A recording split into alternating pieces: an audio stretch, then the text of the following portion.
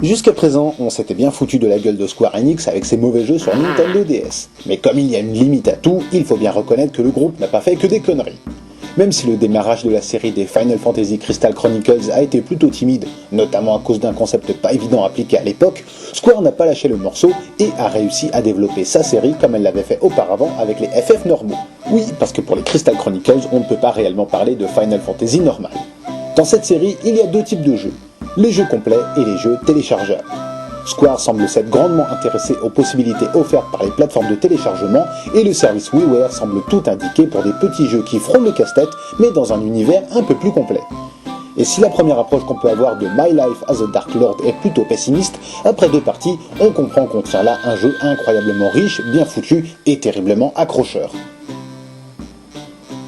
Sous ses airs de gamine de 8 ans, avec une paire de gros ropoplos, le personnage principal est la méchante de l'histoire et elle ne rêve que de tout raser sur son passage. Mais à défaut de pouvoir envahir le monde, elle devra se contenter de devoir se débarrasser de tous les gentils aventuriers qui essaieront de détruire sa tour. Aidée par une bande de servants bien marrants, elle démarrera timidement avec de maigres capacités pour pouvoir par la suite invoquer des tas de monstres, des sorts magiques et des artefacts, tout en pouvant augmenter les capacités de ses troupes comme bon lui semble.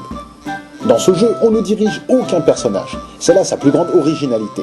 On doit placer les étages de la tour et les peupler en fonction des attaquants en veillant à respecter la règle sacro-sainte du pierre-ciseaux-feuille. Si pour les deux premiers assauts on se fait carrément chier, tutoriel oblige, bien vite on est submergé par les assaillants, on doit ajuster sa stratégie, on doit prendre des tas de paramètres en compte et sans s'en rendre compte, on y prend beaucoup de plaisir.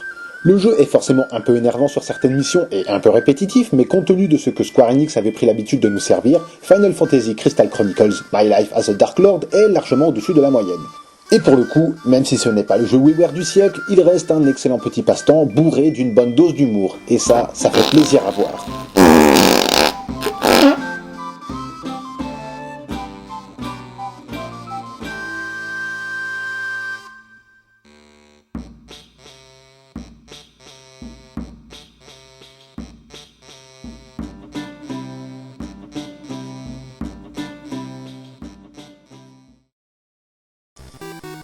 Si vous pensez que Mario sur console portable a toujours ressemblé à ça, vous vous plantez méchamment. Pour sa première aventure sur Game Boy, Mario faisait plutôt peur. Bowser n'était pas de la partie, il était remplacé par une espèce de cochon rose de l'espace qui n'avait trouvé rien de plus rigolo que de kidnapper Daisy. Dans Super Mario Land, tout est bousculé. Il n'y a pas de Peach, pas de Luigi, les Koopas explosent quand on leur saute dessus, les boules de feu partent dans tous les sens, il y a du jeu de... Quoi ?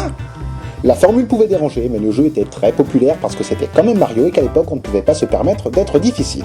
En parlant de difficulté, le jeu pouvait se targuer de placer la barre bien haut en matière de challenge. Parcourir les 12 niveaux n'était pas ce qui se faisait de plus dur, mais la jouabilité était loin d'être parfaite et on pouvait claquer un nombre foutrement élevé de vies sur un passage tout bête rien qu'à cause de ça.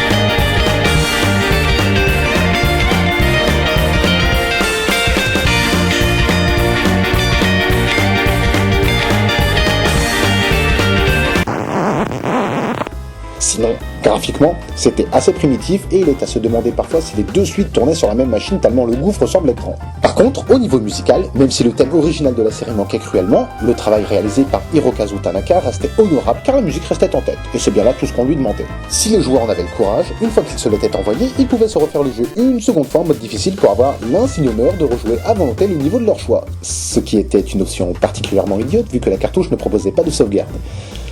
Pas futé chez Nintendo parfois.